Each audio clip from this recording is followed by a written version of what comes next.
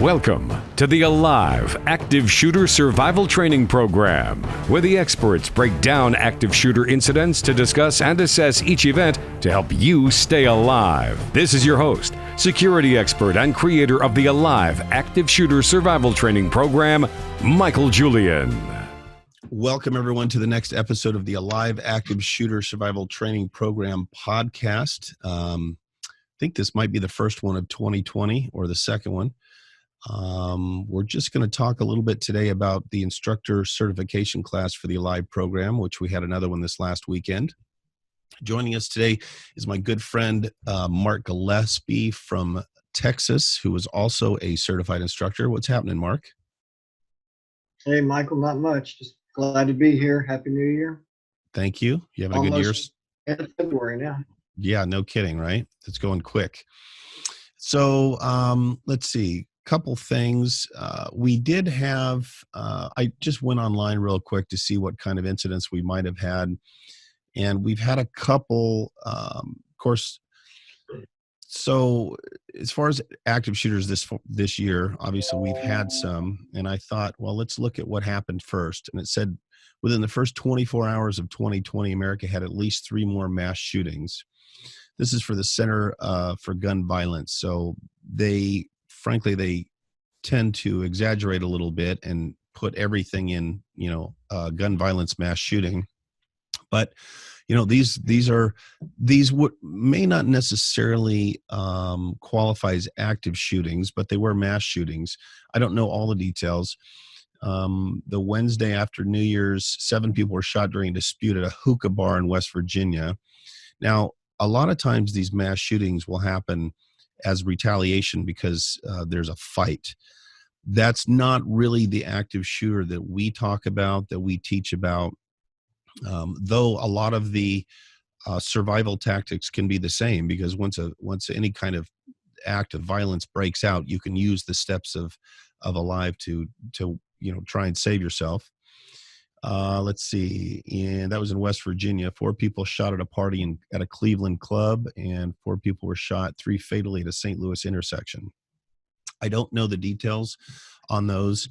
However, like I said, a lot of the time it's gun violence or any kind of violence where it's, somebody starts out angry at one particular person and at the moment.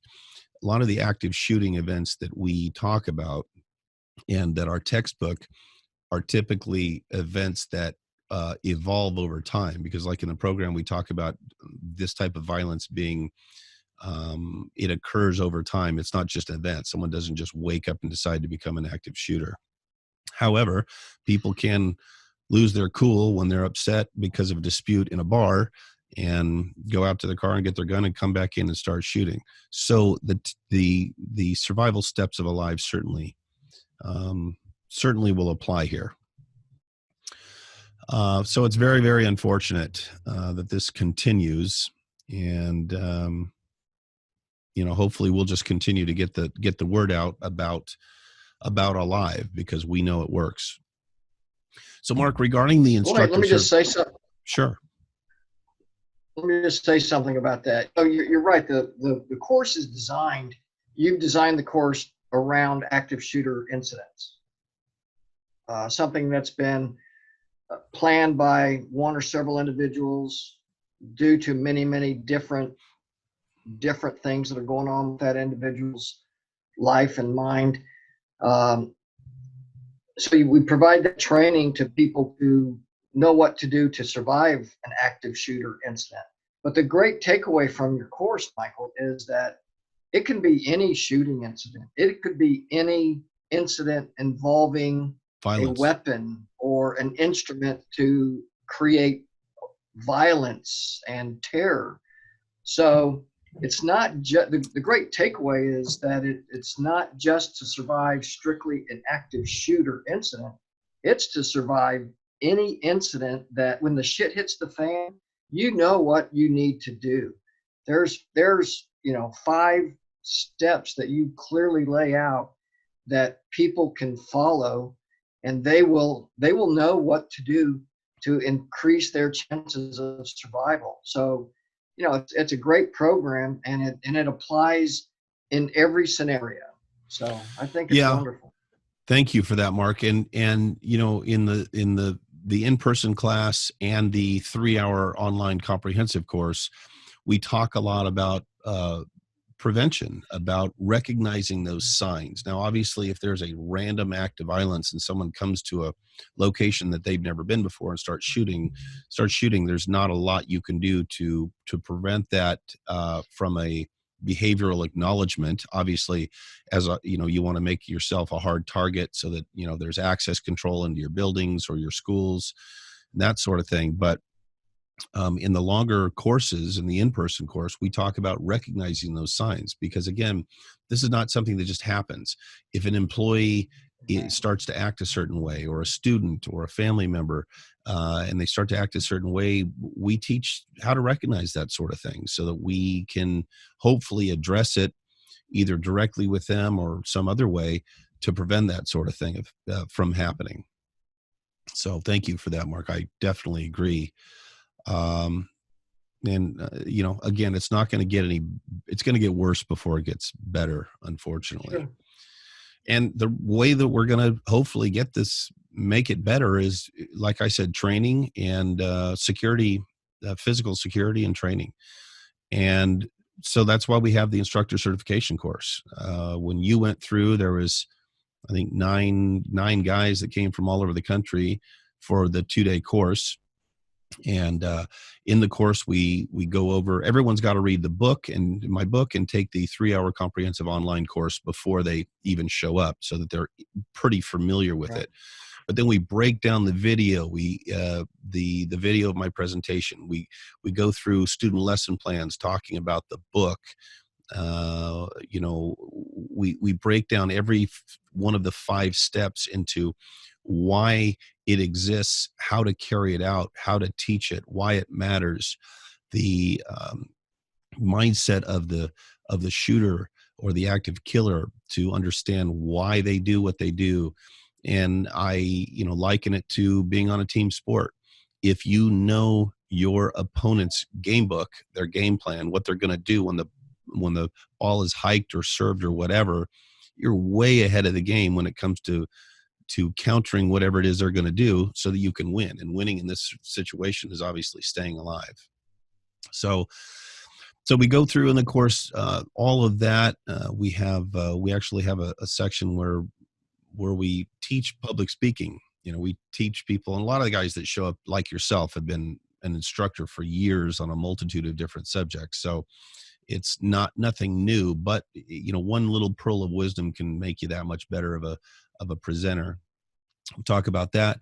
I have a marketing guy come in and talk about how to market the course, because this is a for-profit course. I mean, the security professionals that come in to learn to become a certified instructor, they go then market it, because it's now their in-house active shooter program. And the nice thing, and the feedback that I always get is, after the marketing class, guys go, well, hell, I can apply all of these principles of marketing to my core business, whether it be security, investigations, safety, whatever. And then we do a 50-question final exam, and a graduation ceremony and photos and all that stuff. So, and then of course the night, when you came out, the night before, the night of, and then the first day and then the night of the second day, we went out and smoked cigars and had a good time. So there's a lot of team building amongst the instructors as well. And we did this one. We just had one this last weekend, and we had a great group of guys from all over the country. All of them, in the security profession, a lot of them former military, some former law enforcement. And we just had a really, really good time. Now, these guys, I was kind of impressed. After the first night, after they got their teach back assignments, I'm like, okay, guys, where do you want to go to dinner? And they all voted to not go out, because they wanted to practice their presentation style and get to know the course better and get ready. So they all wanted to go back to their hotels and practice and get ready and look, present in the mirror, so they were even better. So I thought it was pretty cool. But I took them out to a real nice dinner and cigars and beers afterwards, after they graduated. So we had a really, really good time. We got some good new guys on the team, but back to my point, the way we're going to help people survive, and ultimately, I think we will change the trajectory of this, because these incidents are going like this still. Someday, I think they're going to start going like that, because like we talk about in the, in the course, and what we've learned is these people, their focus is gaining power and control over their lives that they feel either they never had or someone took from them, and they blame society because they don't have the proper healthy coping skills to deal with that sort of thing. So these guys decide to go out and spread fear and death, at their own hands, so that they can feel this one last sense of power and control. Most of them already having decided they were going to kill themselves. So clearly they've got no regard for human life. And in this training and implementing proper physical security apparatus and techniques, more and more of these guys are going to be, or rather less and less of these people are going to be successful. And if the general consensus among somebody that might want to consider this is that I'm probably not going to succeed, and then I will not have that power and control that I so desperately wanted, they're going to find something else to do. They're going to figure out some other way to deal with that, or not deal with it. Maybe they'll just kill themselves without trying to kill other people, which frankly, I don't want that either. If these people are troubled and they can get help and be, members of society that are actually contributing to the world, then I'd say get them help. But that doesn't always happen, unfortunately. But through training and through improving physical security, I think there's going to be less and less successful people, and it's not going to be such a hot option, because they're going to say, well, I can't get the power and control I want that way, so maybe I'll try and figure something else. What do you think? Well, I think you're exactly right. And one good thing is that we're teaching people to become empowered, to do things that they haven't done before, to do things that they thought they were never capable of doing. And the more people that attend your course, the more people that become knowledgeable of these events and how to react, I think that's going to have a huge impact on how these things are resolved, and how perpetrators, or the people that commit these horrible acts, they may start taking a look that maybe it's not such a wise idea. I mean, I'm just speculating, but I think that could have an effect. Yeah, I agree, and that's certainly our primary focus is to teach people how to survive so that they can, because these things are going to go on for a while. I mean, we're not going to change the world overnight, one class at a time, one person at a time.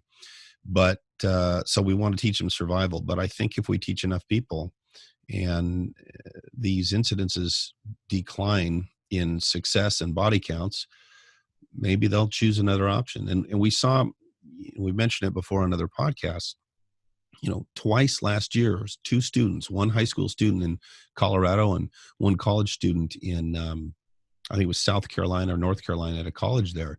When the shooter burst through the door and started shooting, whatever person it was, in this case, it was both males. I don't know if they were the closest or whatever, but they decided to take it upon themselves to act, and they acted immediately, and they rushed the shooter. And in both incidences, unfortunately, those two people died, but they saved everybody else in there, because they rushed them, grabbed them. And I know for sure the college student yelled, get him, or jump on him, or something. So it prompted the other people, the other students in the room, to act, because as we know, most people, or many people, shut down in fear or not being prepared. They don't know what to do. So they do nothing or the wrong thing. But after being yelled at to jump on him or run, and they saw that this guy was doing it, they did it also. Well, like I said, both incidences, those two people died, but everyone else lived because of the fact that they took action. And I can't help I'm almost positive that in both situations, those schools had active shooter survival training, I would speculate that had that not happened, it's possible that one or both may not have known that that's what they were supposed to do. Clearly, they were not far enough away to run out or get behind a solid structure. Their option was, the V in A.L.I.V.E, which is violence. They chose violence, and they saved their classmates because of their actions. And so do we think, well, yeah, but they died, so why do that? Well, the alternative is they don't do that. They're the closest person to the shooter, so they get shot and killed anyway and don't save anybody. So clearly that's a hard decision. And, as you know, we teach in the course, we're not telling anyone to be a hero. Your job is to stay alive for yourself and the people you love. But there will always be what we refer to in the industry as sheepdogs that will try and protect the flock and go after the wolf. And that's what these two individuals did. And they lost their lives, but they saved the lives of those around them. And had they done nothing, the chances are great that they would have been killed anyway. So going back to the course, I just want to show a few photos. I haven't uploaded the photos yet of this last weekend's class, but I just want to show some photos from our class. What was it, 4, 5, 6 months ago? Can you see these pictures, Mark? Yeah. So this is clearly something you and I like to do whenever we get together. And we've known each other for many years. We did a little cigar outing. I think it was the first night. This was the second night after dinner. Had a good time. This was teaching. That's our buddy Rodney. This was our awesome class. We had a good time during the class.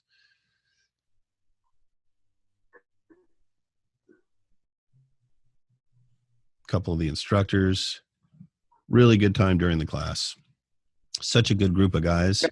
Very like-minded individuals. What I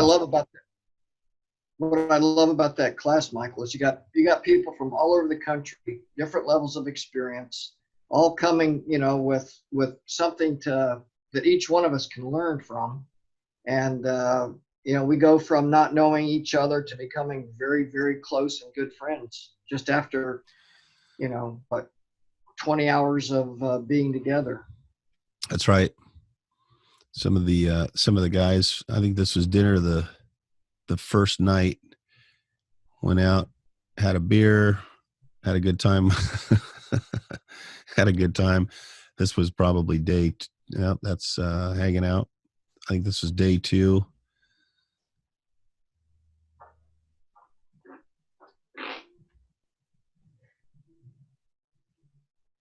Good group of guys, man.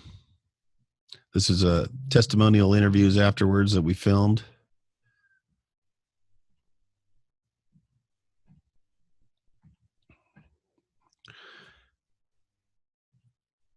Yeah, that was a great class. The last class, this last weekend, we had a great class too. These guys were good, man. They were into it too. Here's our instructor group. Yes. Again, dinner and beers the first night or second night. Well, it's a good combination of working hard in the classroom and then having a good time on the town later. Yeah, that's right. There we are doing the cigar thing. We had a good time that night.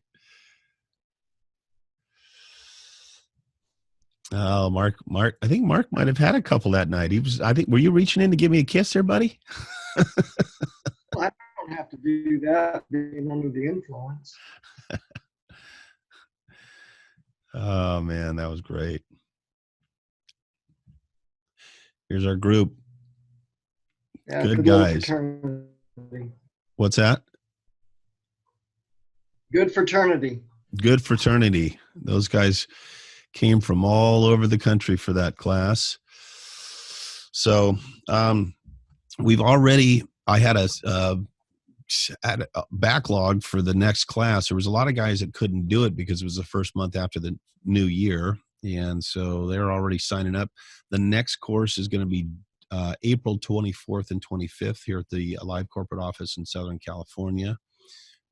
You can go to the website at activeshootersurvivaltraining.com.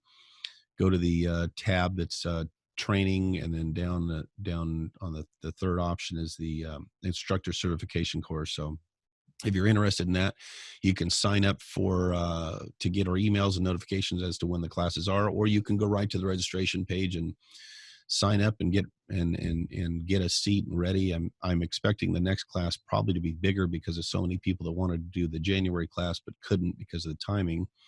So it might be a good idea. I think we had 13 in the first class. I'm gonna limit it to 10 because those were long days, 10-hour days. I mean, we do the teach back assignments. So at the end of the first night, as you remember, everybody gets an assignment to learn and be prepared to give a presentation of a section of the A.L.I.V.E program. And then on day 2 in the morning, after I go through some, I added some speaking tips, which I think the guys really liked, on preparing and presenting. And then after that, right after lunch, actually before lunch, the guys you do a teach back, and we videotape you, and then we evaluate and critique, give you the feedback, which is, the best feedback is usually critical because you find out what you did worse. But of course, we also talked about the highlights, and, some of these guys did a hell of a job. I was very impressed. I mean, they're ready to go out. As long as they know the content, they're ready to go out and do a presentation right away. But it's great because I give them the videos and they get to see, and we all critique ourselves harder than anyone else does. So these guys are going to see and go, oh man, I shouldn't have done that or whatever. And they'll improve on their speaking skills. So anybody that's interested in an in-person presentation, we've got instructors all over the country. So I don't have to fly around and do them all myself anymore, which I'm pretty happy about. Mark, I recall you and Devin Tate being all the guys did a good job, but you and Devin Tate did a phenomenal job when you did your teach backs. I was really, really impressed. But again, you've been teaching for years, so I guess I expected a pretty high level, but you blew me away, man. You were animated, and you spent the night before customizing your slides and everything. You did a really good job. It was fun. I appreciate that. It gave me a lot of motivation to do a good job, and I strove for that. So it was good. Yeah. Well, we certainly enjoyed having you. So the next instructor certification course is April 24th.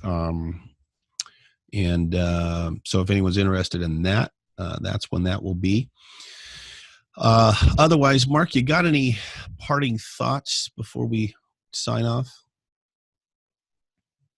Well, the thing that just hanging on my mind right now is I think you need to really take the time right now to mention the online class, especially if people can't attend an in-live session that you or any of us teach, because that online class is excellent. So thank you. Yeah. Why don't you tell them a little bit about that? Yeah. And by the way, because of the different feedback I was getting from, we've got a lot of HR managers, risk managers, and safety and security directors that purchased the course or are interested in the course for their employees. Some of the feedback I got was, I don't really want to pull my people off the production line or out of there, whatever, for 3 hours. So I created not only a 1-hour accelerated course, but also a 20-minute lightning course. And the accelerated course goes in depth into the steps of A.L.I.V.E and some other things, but obviously isn't 3 hours. We don't go too much into, why the killer does what they do. I don't show, a lot of the videos that I show in the 3-hour comprehensive course. And then but it's 1 hour, which fits a lot more schedules for these HR and risk managers for their people. And then I created the 20-minute for a lot of the average consumer. Well, that's not true. Actually, I've had interest on both sides, but some people just flat out go, well, gosh, an hour or 3 hours seems like a long time. So for $9, they can get a 20-minute class on the essential 5 steps of A.L.I.V.E.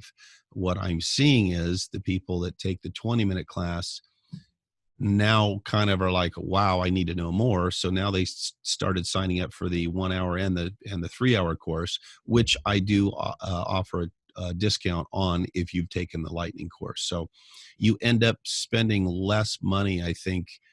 In fact, overall, if you do the 20-minute course and then do the 3 hour course, I think you spend a little bit less than if you just bought the 3 hour course. I don't know if that's a good thing to say sales wise for revenue, but it is what it is. And I'm more interested in people getting the knowledge and the training to help them survive than frankly I am. This was not created to make money.